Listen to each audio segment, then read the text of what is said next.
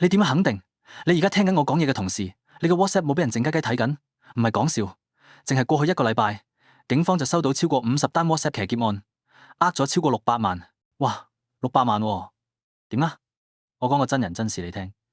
有個32歲嘅女人，佢份租約就到期，好正常啦。WhatsApp 揾佢個 property agent 傾續租，佢同 agent 講想由公司戶口轉用個人名義交租。就呢個時候，個 agent 話：好啊，不如你一次過交1年租啦，方便啲。個女人完全冇懷疑，一嘢就過咗超過68萬蚊去對方指定嘅戶口。68萬啊！最恐怖嘅嚟啦，過完數，佢真正嘅 agent message 佢，問佢：喂，你份租幾時交啊？佢成個人呆咗，打電話過去問，先知原來 agent 個 WhatsApp 一早俾人 hack 咗，個騙徒一直潛伏喺佢哋嘅對話入邊，睇實晒所有嘢，等緊最好嘅時機落手。你諗下，你同朋友、同屋企人嘅對話，可能有一隻鬼喺度靜雞雞睇住，等你露出破綻。好，翻嚟我哋一開始條問題，你點知自己個 WhatsApp 有冇俾人 hack 咗？其實有幾個警號嘅。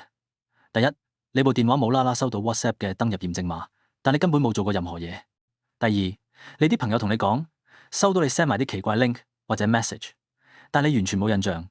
第三，你 check 下 WhatsApp web 或者台面版，見到一啲唔屬於你嘅登入裝置，同時間只要有以上任何一樣，你就要即刻提高警覺。咁如果真係要過數，點樣保護自己？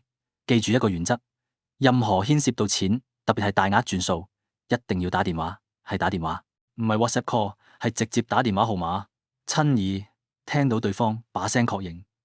因為騙徒可以騎劫 WhatsApp，但佢騎劫唔到對方把聲。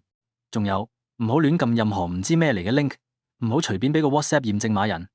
警方個防騙伺服器 app，過數之前入個電話號碼或者網址 check 下，都可以幫你擋一劫。有啲冷知識你可能唔知，騙徒最常用嘅手法呢，就係漁翁撒網式 send 啲假冒 WhatsApp 官方嘅 SMS 或者 message，話你個 account 有問題，要撳條 link 去驗證。你一撳，佢哋就有機會偷到你嘅登入權限。所以任何自稱官方嘅信息都要當佢係假。